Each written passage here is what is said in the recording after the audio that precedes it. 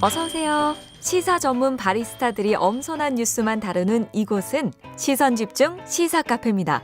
다 같이 편안하게 토크 한잔 하실까요? 네, 시사 카페 꾸며주시는 두 분 소개해드리겠습니다. 소셜랩 접경지대의 조형근 소장 모셨고요. 어서 오세요. 예, 안녕하십니까. 정치 철학자 김만권 박사 모셨습니다. 어서 오세요. 예, 안녕하십니까.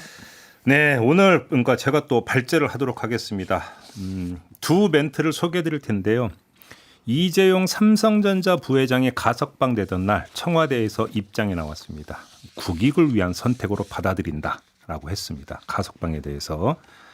그다음에 미국의 바이든 대통령은 아프간 철군 결정과 관련해서 미국의 국익에 부합하지 않는 분쟁 속에 무기한 머물면서 싸우는 실수를 범하지 않겠다라고 취지를 밝혔습니다. 이 두 개의 이벤트에서 공통되는 점은 둘 다 국익을 거론했다는 점입니다. 그래서 사실은 국익이라고 하는 단어는 사실 우리가 일상에서 참 많이 듣는 이야기고 너무 당연한 말처럼 들리기는 하는데 가만히 따져 들어가면 도대체 국익이 뭔데? 라고 한번 정리해 보라고 하면 사실 정리가 쉽지가 않은 개념이거든요. 오늘 이야기를 좀 한번 해봅시다. 김만권 박사님, 국익이 뭐예요? 국익 뭐 이렇게 솔직히 말씀드리면 저는 정치 철학자고 또 거기다가 제가 약간 자유주의 전통에서 공부를 했기 때문에 이 자유주의 전통에서는 내셔널 인터레스트라고 하는 용어를 거의 쓰지 않습니다. 예, 안 그리고 좋아하는 예, 안 좋아하는 자유주의에서는 국익이라는 게 별로 없습니까? 예, 내셔널 인터레스트라는 용어를 거의 쓰지 않죠. 그리고 자유주의니까 그럴 수 있겠다. 그리고 이제 특히 정치 철학 같은 경우에는 어떤 원칙이나 이런 것들에서 뭐 협력이나 인권이나 이런 것들이 되게 중요한데 내셔널 인터레스트라고 하는 국익이 등장하면 이것들이 사장되는 경우가 많기 때문에 여기에 대해서 부각시키지도 않고 관심도 없고 사람들이 대부분 다 그런 이야기 나오면 무시하고 넘어가려고 하는. 그럼 반자유주의적인 그러니까 개념입니까? 사실은 국익은? 반자유주의적인 개념일 수도 있죠. 예. 그러니까 뭐 어떻게 보면 국익이라는 개념 자체가 인권이나 아니면 개인의 권리나 뭐 이런 것들 우선시되는 개념들 자체가 아니기 때문에 이제 거기에 대해서는 이제 뭐 많은 사람들이 이제 뭐 자유주의자 뭐 이렇게 철학자 이런 분들은 뭐 이론가 자유주의 이론가 이런 분들은 별로 관심이 없고요. 그래서 이 용어 자체를 거의 쓰지 않습니다. 그런데 사실 이렇게 좀 쫓아가다 보면 이제 그 정치학 내에서도 국제 정치에서 주로 쓰이는 말이고요. 그렇죠. 국제 정치에서도 이제 현실주의자들이 쓰는 용어입니다. 국가 이익이라고 해서. 그래서 여기에 뭐 국제 정치에도 여러 분파들이 있는데요. 현실주의자, 자유주의자, 뭐 구성주의자 이런 뭐 여러 분파들이 있는데 그 중에 현실주의자들이 주로 쓰는 용어고요. 뭐 이상적이거나 뭐 협력이나 이런 것들을 강조하는 쪽에서는 쓸 수 없는 용어인 이유가 뭐냐면 거의 모든 국익이 이게 파워, 힘을 통해서 돌아간다. 그리고 여기서는 기본적으로 이제 이 국가 이익이라는 점이 강조되는 게 국제 정치에서는 국제 질서 자체가 무정부 상태라는 걸 이제 가정하고 시작하는 거거든요.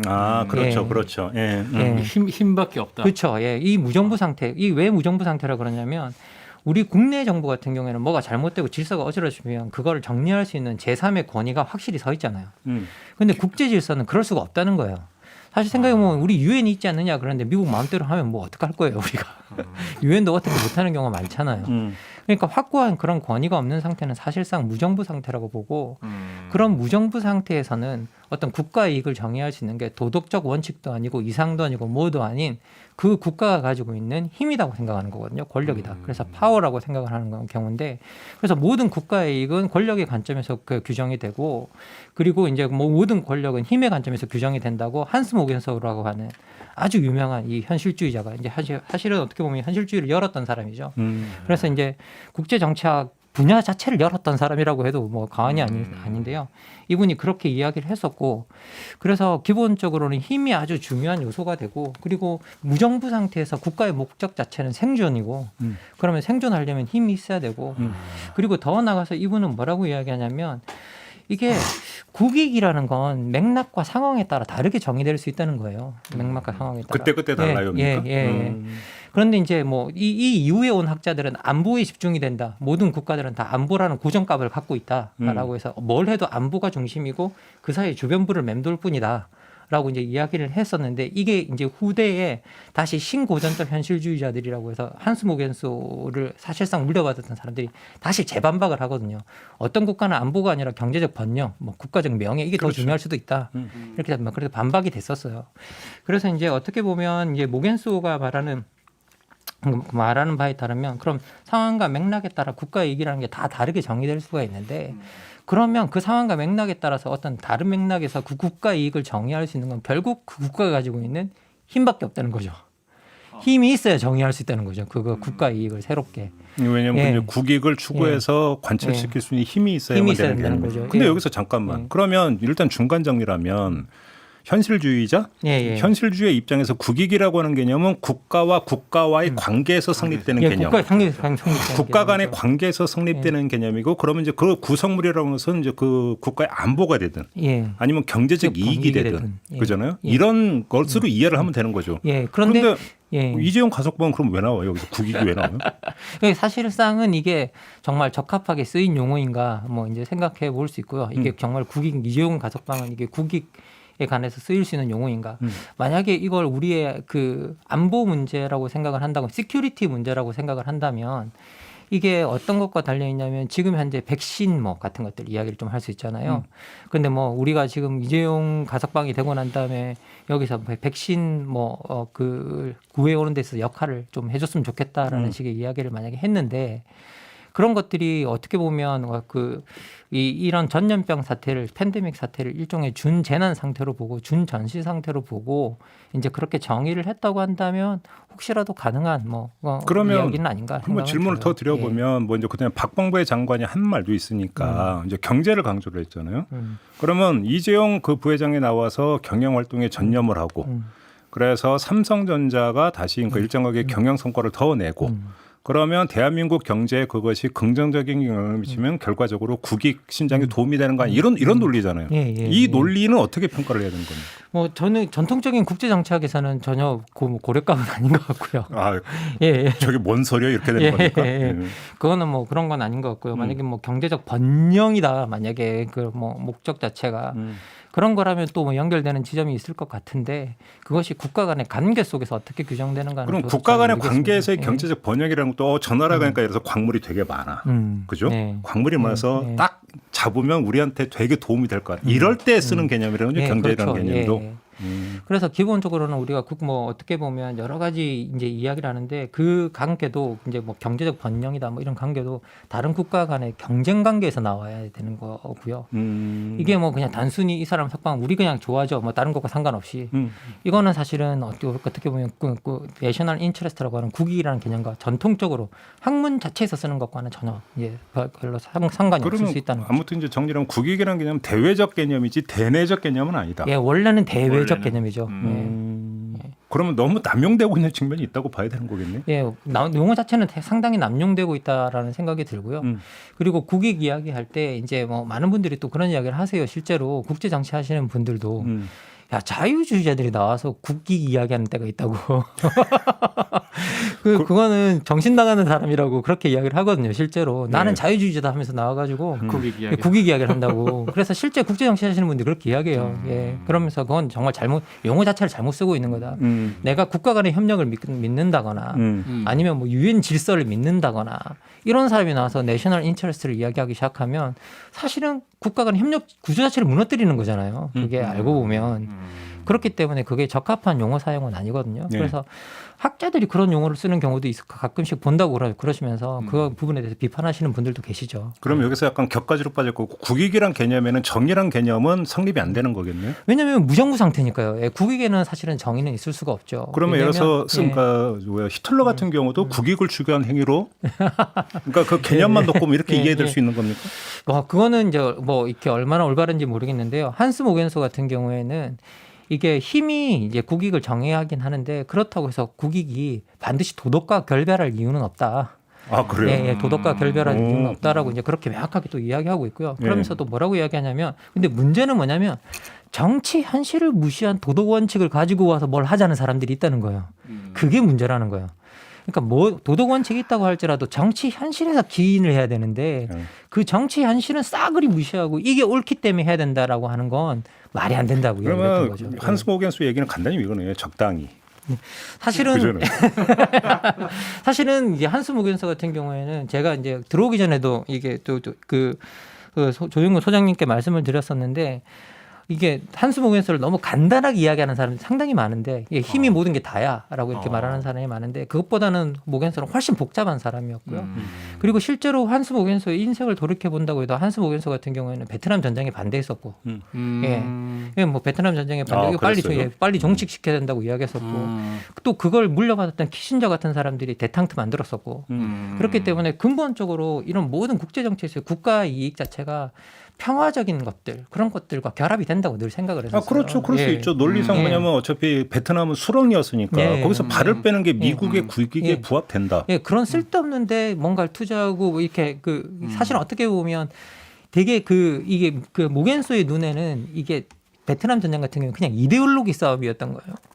그러니까 이게 실익이 없는 그렇죠. 실익이 없는 이데올로기 싸움. 그러니까 그런 것들 같은 경우에는 할 필요가 없다는 거죠. 그건 되게 도덕적 이상을 향해서 싸우는 거죠. 바이든은 지금 한스 모겐소의 후계자입니까?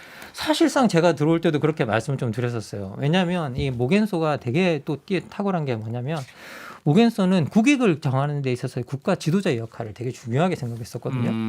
그런데 이제 국익이라는 것이 무엇인가 이거는 되게 대내적으로 결정이 되는 거다 사실은 알고 보면. 그런데 이 국익이라는 것들이 아까도 말씀드렸다시피 맥락과 상황에 따라 정의되는 거기 때문에 무언가 우리가 국익을 위해서 일해야 된다는 것에서는 우리가 다 동의할 수 있지만 국익이 뭔지에 대해서는 누구나 동의할 수 있는 사항이 바로 여기서 두 번째 논점이 나오는데 우리 조영권 소장께 한번 여쭤보고 싶은 게 국익을 그러면 이게 국익이라고 판단하고 결정하는 주체는 누가 돼야 되는 겁니까? 제가 오늘 이 주제를 붙잡고 네. 아무래도 아무 말 대잔치를 하게 되겠구나. 왜요? 네, 제가 이제 정말 모르는 분야라 네. 제 입장이 사실 거의 일반 청취자 입장에 가까운데 우리 오늘 이제 김만권 박사께서 얘기하는 걸 들으면서 카페 원고도 어제 받고 이제 이런 얘기가 있구나 막 고민을 막 했거든요. 네. 이제 저도 저 나름대로 생각을 해보면 저는 진짜 무슨 이게 국제 정치학이라든지 이런 거하고는 전혀 상관없는 그냥 어떻게 보면 진짜 우리 일반 청취자분들 입장에서 제가 드는 생각이에요. 뭐냐면 우리가 개인의 이익을 판단하는 거는 자기 개인 아닙니까? 그죠? 그렇죠. 개인이지. 개인 주체가 자기가 판단하는 거죠. 그죠? 물론 잘못할 수는 있습니다. 네. 물론 그러니까 오판을 할 수가 있죠. 오판은 할 수 있지만 어쨌든 개인이고 책임도 개인이 져요. 그렇죠. 그런데 국익을 판단한다라고 우리가 뭐가 국익이냐 지금 우리가 국익이 뭐냐라는 얘기가 나오잖아요. 그럼 뭐가 국익이냐고 판단할 때 주체가 국가입니까? 국가냐? 국가라고 하는 어떤 하나의 실체가 있어서 네. 국가라는 애가 딱 걔가 생각을 해서 딱 판단을 하는 건가요? 그러니까 제가 한번 여기서 그럼 이렇게 한번 예를 들어서 질문을 다시 드려볼게요. 자, 아까 안보라든지 경제적 이익을 그러니까 예를 들어서 이야기했잖아요.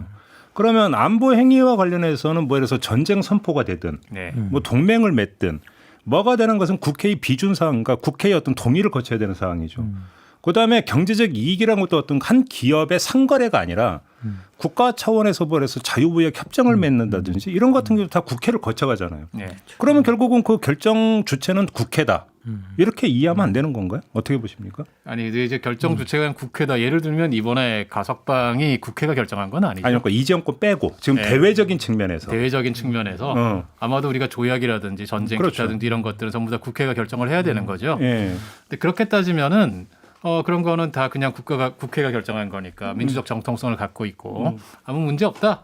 이렇게 얘기할 수 있을 텐데 아주 예를 제가 하나만 들어보겠습니다. 극단적인 사례 예를 딱 들려면 우리가 프랑스가 2차 대전 때 독일한테 졌다 항복했다 이렇게 알고 있지 않습니까? 엄밀하게 그냥 형식적으로 말하면 항복한 건 아니고 강화협정을 맺은 건데요.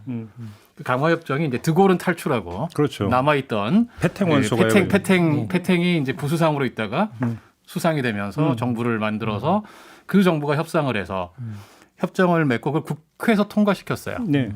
국회에서 통과시킨데 제 당시 기억에 프랑스 하원 의석 600석인가에서 반대가 몇십 석이 안 돼요. 반대 거의 없어요.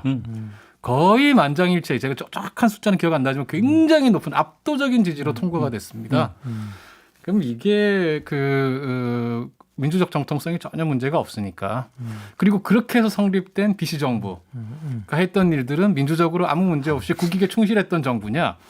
이후에 드골이 2차 대전 끝난 다음에 그 모든 행위를 총체적으로 불법화시키거든요. 그때 이제 사실 프랑스에 논란이 좀 있잖아요. 패탱 원수를 반역자로 볼 수 있느냐 없느냐를 가지고. 바로 그런 점 때문에. 확실하게 그겁니다. 그래서 프랑스는 국치죄라는 걸 만들어내요. 네? 국치죄. 우리가 어. 번역하면 국치죄가 되는데요. 국가의 수치죄라는 겁니다. 음. 그래서 이 죄의 특징이 무엇이냐 하면 소급 입법이 가능합니다. 오. 즉 당시 말하면 그 당시 프랑스 제3공화국인데 제3공화국 당시에 불법이 아니었던 행위들. 그러니까 조금 전에 이 모든 행위들이 다 합법적이었거든요. 그러니까 그때는 그렇게 결정이 났지만 돌아봐서 보니까 그거는 그러니까 국가 이익에 반하는 것이었고 그렇죠. 국가의 수치를 네. 줬던 거라면 죄를 그렇습니다. 물을 수 있다. 예, 그것은 그래서 전부 다 소급해서 적용할 수 있다. 네. 그래서 원래는 제3공화국 아래에 있었던 다양한 종류의 적과의 내통이라든지 다양한 죄로 처벌할 수 있어요.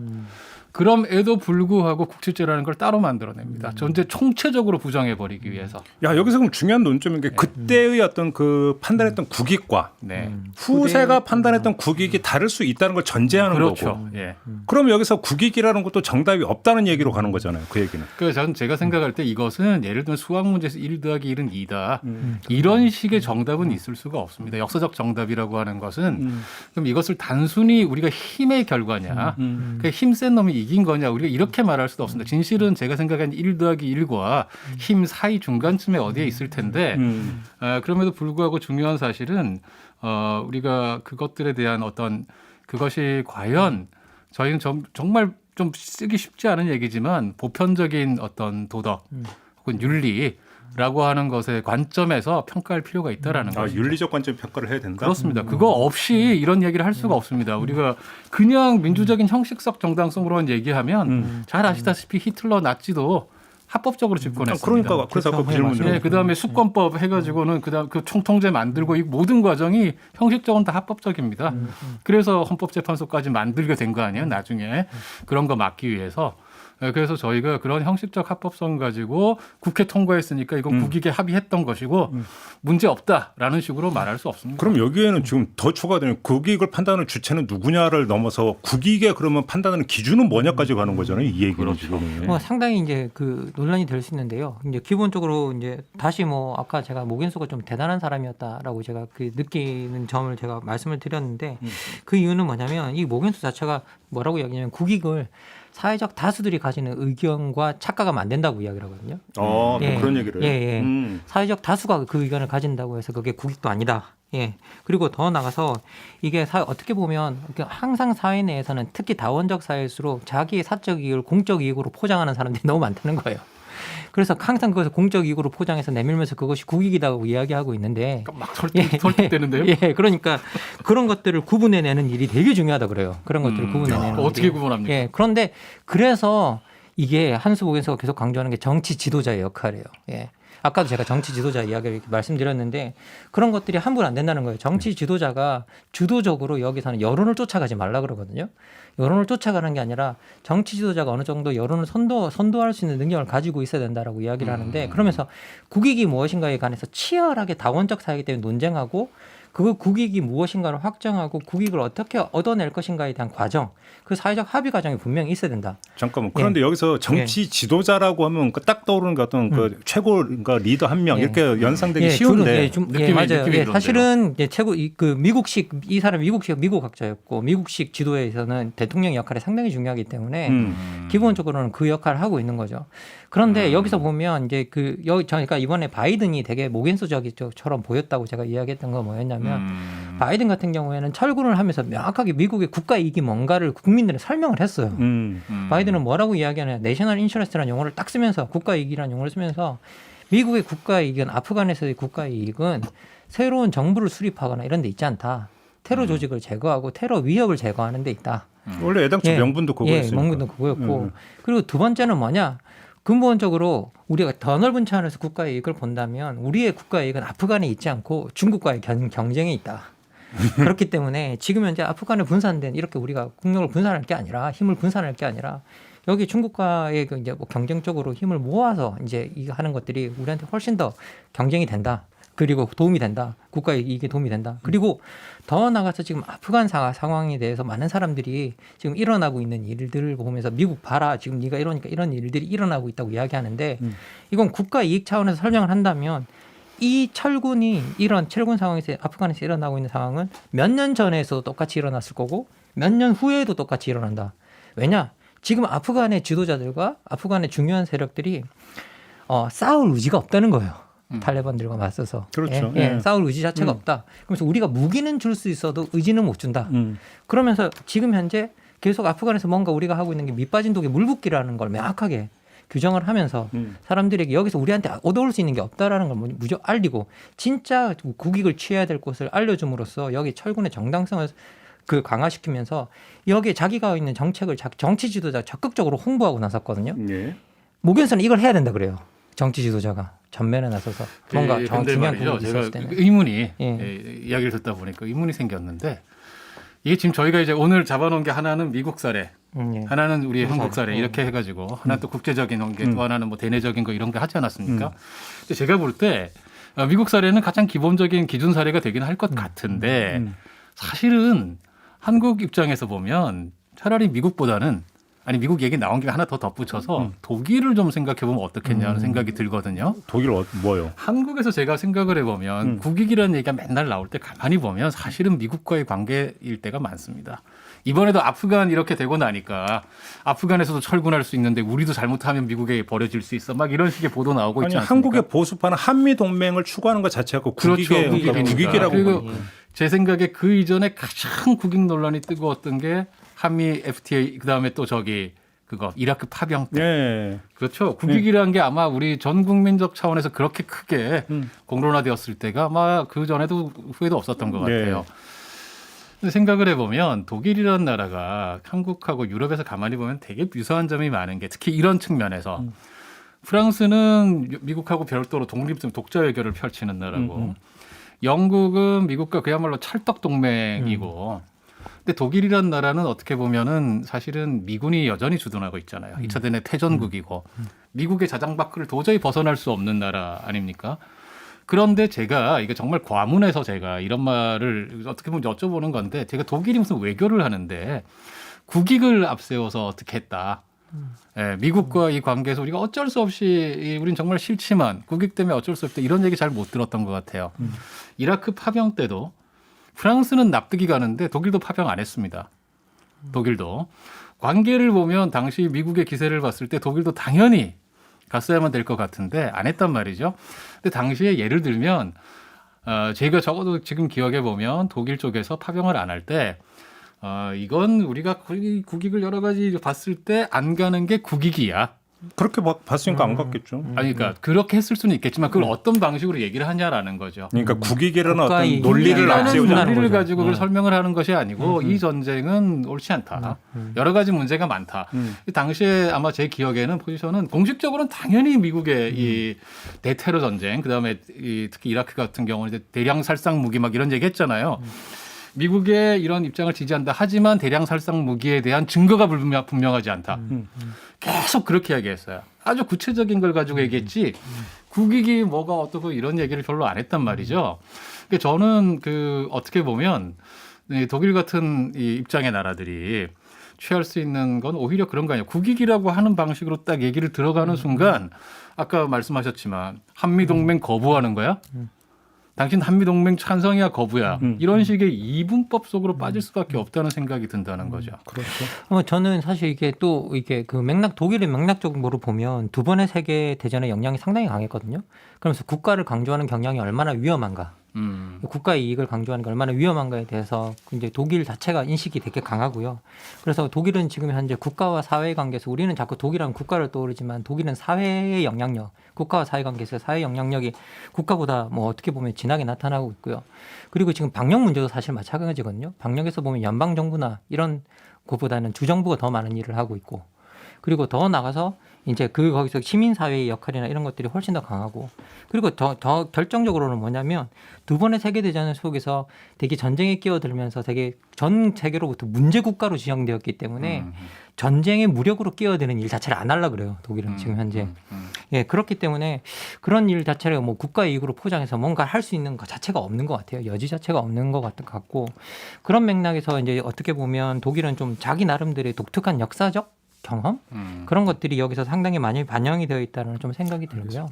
예. 요 점을 하나 제가 예를 들어서 그러니까 대내적인 이지용 사례는 맨 마지막에 얘기하도록 하나만 더 제가 한번 질문을 드려보고, 예를 들어서 조선 시대로 거슬러 오면 약간의 어떤 뭐냐면 그 직접 대입이 한계가 있겠지만 그래도 이제 그 한번 예를 들면 병자호란이 발생을 했고 남한산성 안에서 주전론자와 주화론자가 치열하게 싸웠습니다. 그렇죠? 어찌 본다면 이게 이제 요즘 개념으로 국가의 존망이 걸려 있는 상태에서 무엇이 국익에 부합한가를 둘러싼 논쟁으로 볼 수 있는 거 아닙니까? 그잖아요. 네, 그것이 무엇이 국익에 부합하는가? 예. 근데 아니 저는 여기서 질문 드리고 싶은 게 근데 그때 당시 이제 그냥 백성 요즘 국민이라고 하시면 국민의 관점에서 볼 때 그러니까 조정이 명나라하고 친하게 지내느냐 청나라하고 친하게 지내느냐가 뭐가 중요해요? 그러니까 국민 쪽에서는 그러니까 도륙 안 당하고 목숨 부지하고 일상생활을 유지하는 게 더 중요한 거 아닙니까? 그게 당시 백성의 중에 최고의 이익 아닙니까? 그러면 국가의 이익과 국민의 이익이라고 하는 것은 다른 개념이냐? 또 이런 문제가 제기가 되잖아요. 여기서. 예, 예. 그렇잖아요. 예, 그렇죠. 이건 어떻게 봐야 되는 겁니까? 저도 늘 궁금한 겁니다. 예, 저도 질문하고 싶습니다. 네. 사실 대답해 이게 주십시오.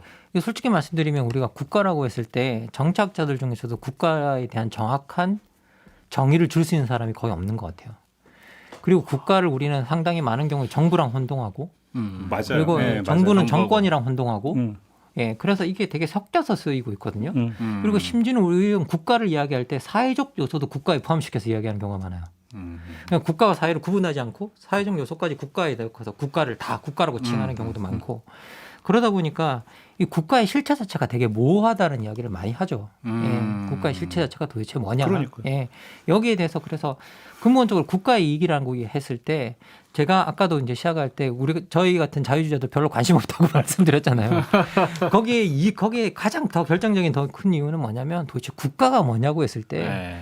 그 실체를 잘 모르기 때문이에요. 네. 그 실체를 명확하게 규정할 수 없기 때문에 그러니까요. 그 실체를 명확하게 규정할 수 없는데 그들의 이익을 아니, 규정한다고? 그러니까 이익이라는 개념은 예. 사실은 이익이라는 개념이 성립되기 위해서는 그 이익을 향유하는 주체가 있어야 예, 되는 주체가 거죠. 있어야 되는 그렇죠. 거죠. 예. 근데 따지고 보면 그 이익을 향유하는 주체는 국민이어야 되는 거잖아요. 예, 그렇죠. 예, 그잖아요. 예.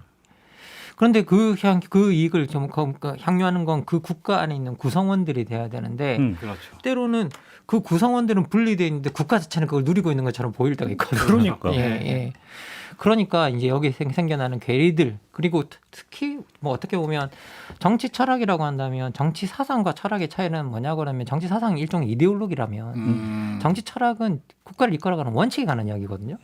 그러면 그 원칙을 품고 있는 사람들은 근대 국가에서는 국가 자체보다는 개인에게 초점을 맞출 수밖에 없어요. 개인이 훨씬 더 실체가 명확하기 때문에. 알겠습니다. 예, 예. 아무튼 대외적인 부분에서도 그러니까 비교적 그나마 좀 그 간단할 거라고 생각했던 대외적인 개념으로서의 국익도 파고 들어가다 보니까 이게 모호하다. 그러네요. 이렇게 정리를 해야 될 것 예. 같고. 근데 국익을 너무 강조하던 국가주의로 빠질 수도 있는 거 아닙니까? 맞습니다. 우리가 국익 이야기하다 보면 자꾸 어떻게 보면 이게 항상 우리가 근대 세계에서 가장 큰 충돌이 권리와 효용의 충돌이거든요.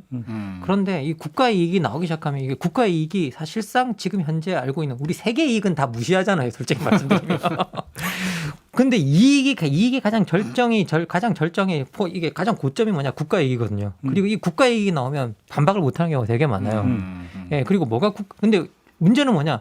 뭐가 국가의 이익인지 규정도 잘 못하면서 우리가 이게 나오면 반박을 못하는 경우가 되게 많다는 거죠. 알겠습니다. 예. 그러면 이제 마지막으로 근데 대외 관계에서도 되게 모호한 국익 개념을 국내 요인인 이재용 가석방에 그 대입해서 그걸 어떤 그 정당성의 명분으로 삼는 건 어떻게 해석을 해야 되는 겁니까? 이건 뭐 제가 네. 예, 선생님. 예. 제가 하는 말이 거의 아무 말 대잔치 될까봐 걱정된다 싶었는데. 뭐 그냥 하세요. 아니 그러니까 이게 아무 말 대잔치가. 아 이게 예. 그러니까 이건 제가 볼 때 번역하면 이렇습니다. 좀 말씀드리기가 곤란하고 민망해서 그 말을 대신하는 게 국익이라는 표현 아니냐 이런 생각이 들 정도고요. 그냥 갖다 붙였다. 네, 그래서 제가 이제 한번 찾아봤어요. 잠깐 국익이란 말 뭐 어디다 쓰지? 뭐 저 옛날에 사실 요즘에 국내 정치에서 국익 이런 말 저서 잘 안 쓰지 않습니까? 그러다 보니까 찾아보니까 하여튼 하나 나오는 게 뭐냐면 지금 아마도 이 저희 국민의힘의 사무총장 하시죠 요즘에 한지호 의원. 네네. 예, 이분께서 2012년에 한기호 의원. 예, 한기호 의원, 예. 한지호래. 예, 한기호 의원이 2012년에 뉴스를 한번 크게 탔던 게 있더라고요. 이게 뭐냐면 이 라디오 방송에 나오셔가지고 그 당시 어떤 일이 있었냐면 이 전두환 전 대통령이 육사 졸업식에 가서 사열을 했습니다. 예. 기억나시는 분들도 있을 거예요. 아마 배가 좀 옛날에 조금- 대통령 많이 했죠. 예, 예. 아니 그 대통령이 아니고 그당 2012년 일이라고요. 2012년. 아, 2012년에? 예, 예, 예. 그래서 전 기억이 나더라고요. 그 당시 좀 시끌시끌했어요. 이게 도대체 어떻게 된 일이냐. 그분이 군사 반란에 수계 아닙니까? 그렇죠. 내란과 군사 반란의 수계인데 육사를 비록 사면받았지만 그래서 이제 좀 시끌시끌했는데 그거 가지고 이제 방송에 출연을 하셔가지고 뭐라고 얘기를 하다가 5.16 얘기가 나온 거예요. 그랬더니 이분이 이런 거, 그 5.16이라고 하는 것은 뭐냐면 현행법상으로는 쿠데타지만 사실은 국익을 위한 혁명이었다. 아, 국익을 위한 혁명이에요. 그렇죠. 예, 시간이 지나면 판단이 달라질 거다. 이런 얘기를 하셨어요. 예. 그래서 이제 보면은 제가 볼 때 국내 정치의 맥락에서 국익이라고 하는 말이 사용될 때는 아까 저기 국제 정치상에서는 그래도 나름의 정의가 있고 예, 그 안에서 논쟁이 있고 이런 게 있는데 이런 게 거의 없습니다. 제가 볼 때는. 그럼 제가 한번 그 예. 좋게 해석을 해보면 이재용 그 부회장이 가석방을 해서 글로벌 환경에서 경제 활동을 열심히 해서 삼성전자의 부가 증대가 되고 삼성전자의 부가 국내 경제 활류가 되면서 국부가 증진되고 그러면 그 자체가 국익에 부합되는 거 아니냐 이 논리로 해석을 하면 어떻게 됩니까? 이런 표현이 있습니다. 저 이제 그 국부라는 게 오늘날 그걸 계량적으로 측정하는 건 GDP잖아요. 네. 국부를 GDP로 측정하려고 하는 것은 음악의 우수함을 음표의 개수로 측정하려는 것과 같은 시도다. 누가 한 말이고? 예, 그 제가 지금 학자 이름을 기억이 안 나는데 네. 이제 경제학자가 비판하는 분이 하신 이야기예요. 그리고 무엇보다도 그 GDP라고 하는 것을 개념을 창시하신 분이 이제 쿠즈네츠라고 하는 미국 경제학자인데요. 그런 업적들을 통해서 노벨 경제학상까지 받으셨죠. 그분이 GDP를 그 국부를 비교하는 잣대로 쓰면 안 된다고. 예, 그런 식으로 막 저기 무소불위의 잣대로 쓰지 마라라고 경고도 하셨습니다. 근데 이제 물론 그럼에도 불구하고 우리는 그래서 요즘에는 GDP 말고 국민 행복 지수라든지 이 대안적인 다양한 지수를 개발하려는 시도가 예를 들면 그냥 개인이 하는 게 아니고 EU에서 한다든지 프랑스 정부가 한다든지 굉장히 다양한 시도가 있습니다. 네. 그런데 그 와중에 이제 제가 드리고 싶은 말씀은 예를 들면 이런 게 있다는 거예요. 그 우리 삼성이 뭐 백신도 구해오고 막 경제 국부가 막 늘어나고 하는 것도 분명히 그러면 좋습니다. 이게 국부가 증진됐는데 그 과정에 많은 사람들은 혈압이 오르잖아요. 상당히 혈압이 오릅니다. 건강에 악영을 끼치는. 그렇습니다. 혈압이 오르고 건강에 악영향이 오고 수명에 영향을 미치면 이것도 명백하게 가정의 부는 이제 그렇죠. 치료비로 이제 마이너스가 된다 이런 얘기인가요? 근데 문제는 이런 건 측정이 안 되거든요. 예. 측정은 안 돼요. 근데 측정은 안 되지만 분명하지 않습니까? 저는 사실은 그 뭐 이렇게 크게 세상이 원래 이랬구나라는 약간의 냉소주의가 있어서 그런지 크게 분노하지 않지만 제 주변에선 정말 분노하는 분들이 많더라고요. 네, 그러니까. 엄청 어떻게 이럴 수가 있냐. 정말 이게 도대체 이런 식의 법 질서가 무너졌다. 이 법 질서라고 하는 것도 국가를 지탱하는 굉장히 중요한 요소 아닙니까? 그렇죠. 근데 그게 무너지고 국민들이 혈압이 오르는데 이게 우리 더 이해가 안 되는 게 어제 그제 그 박범계 법무장관이 했다는 말이 그거잖아요. 이건 취업이라고 볼 수가 없다. 왜 그러냐면 보수 안 받고 그잖아요. 그다음에 미등기고 그러니까 이거는 취업 행위로 볼 수 없다라고 이렇게 그 법무부 장관께서 주장을 해 버리시면 이건 하나의 길을 열어준 거잖아요. 그러네요. 그잖아요. 예, 그렇습니다. 예. 이거는 사실 어찌 본다면 가석방보다도 장기적으로 놓고 보면 더 큰 문제를 더 큰 문제를 이야기할 수도 있는 거거든요. 이거는. 이제 보면 제가 좀 더 느끼면 국익이란 말이 그냥 우리가 보통 현실 정치 이런 맥락에서 쓰일 때는 단독으로 쓰이는 경우는 잘 없는 것 같아요. 네, 조금 전에 조영근 소장이 인용했던 은표 얘기는 그렇죠. 예. 리처드 하인버그라고 저는 처음 들어본. 예, 맞습니다. 제로 성장의 시대가 하이버그. 온다라는 책으로 유명하다는 거. 이 보통은 국익과 이를테면 좀 전에 이 아프간 같은 경우는 국익과 동맹, 또 국익과 법질서, 국익과 도덕, 뭐 이런 방식으로 뭔가 비교를 하는 거죠. 국익에 대비해서 다른 것이 늘 문제가 되니까 국익이라는 얘기 나오는 거 아닙니까? 네. 그러니까 그런 가치를 무릅쓰고서라도 이걸 추구할 만한 가치가 있느냐. 이런 맥락에서 얘기가 나오는 건데 대체로 국익론을 제기하는 분들은 그런 가치를 지키기 어렵다라고 주장하기 위해서 그 이야기를 쓰는 거죠. 그 저는 약간 경제학 이야기를 갑자기 하셨으니까. 근데 저도 사실 이게 돌이켜 보면 저도 경제학 공부를 조금 한 것 같은데 저는 경제학 교과서에서 국가 경쟁력이니 이런 용어를 본 적이 없는 것 같거든요. 아, 그게 경제학 개념 아니에요? 경제학 교과서에서는 그런 개념이 나올 수 없죠. 예, 국가 경쟁력 이런 거 본 그러면 적이 국가 신인도는 있습니까 혹시? 경제 국가 신인도 예. 교과서 수준에서는 적어도 그런 교과서 말이 나올 수는 수준에서는 없죠. 본 예. 적이 없는 것 같아요. 저도 이제 교과서 수준에 거의 본 적이 없는 것 같고요. 쉽게 말하면 그럼 예. 이제 그럼 경쟁의 주체로서 국가를 두지 않는다는 얘기가 되는 그렇죠. 거예요? 예, 예. 경제학적 교과서 수준에서는 경쟁의 주체는 어디까지나 개인이고 개인 기업조차도 그렇죠. 개인으로 의제한다, 개인으로 뭐, 간주한다라고 하는 저 거죠. 학교 다닐 때 경제의 3주체로 국가, 기업, 가정 이렇게 배웠는데 국가가 아니고 정부입니다. 아, 정부인가요? 예, 정부입니다. 정부. 그리고 이제 죄송해요. 거시경제학에서 나오는 얘기고, 네. 예, 경쟁의 주체, 정부가 경쟁의 주체는 아니죠. 그렇죠. 예. 그래서 이 국가 경쟁력이라는 말 전 들어본 적도 없는 것 같고, 그리고 전 이재용 케이스는 조금 더 나쁜 것 같은 게 왜냐하면 만약에 이게 국가 이익이라고 그런다면 국가 이익을 정치보다 시장이 더 잘 실현해 줄 수 있다는 시그널이거든요. 그렇죠. 그렇죠. 그렇죠. 예. 네, 해석을 하면 그렇게 되죠. 예. 그러면 국가 이익을 시장이 정부보다 더 잘 실현한다? 정치보다 더 잘 실현한다? 이거는 정치하는 사람들이 자기의 역할을 시장에 떠넘기거나 아니면 우리가 시장보다 더 무능력하다는 걸 공개적으로 선언한 거죠. 알겠습니다. 그러니까 이거는 뭐 어떻게든지 간에 이론적으로 그러니까 정당화의 논리를 찾을 수 있는 방법이 예. 없다는 걸로 정리하면 되는 거죠. 그래서 제가 아까 그렇구나. 말씀드렸잖아요. 아무 말 대잔치. 알겠습니다. 근데 오늘 이제 국익이라는 개념을 갖고 한번 이야기를 해보자고 했던 게 이걸 파고 들어가다 보면 이렇게 되는 거잖아요. 이게 되게 위험한 게 자, 뭐 그게 이제 국가 지도가 되든 누가 되든 그러니까 이게 국익이야. 근데 여기에 따르지 않아? 그러면 너는 지금 국가라고 하는 공동체의 어떤 뭐 이익에 반하는 반역 행위를 하고 있어. 논리는 이렇게 가게 돼 있잖아요. 이게 극단적인 상황에서는. 그게 결국은 전체주의를 촉진하는 것으로도 갈 수 있는 개념 아닙니까? 그렇게 놓고 본다면. 기본적으로 저는 위기 상황에서 국가 이익이 강조되면 강조될수록 그럴 수 있는 경향이 높아지죠. 예, 그렇죠. 언제나 예, 그래서 특히 그러고 또 방역 상황에서는 또 이런 말들이 잘 먹힐 수 있죠.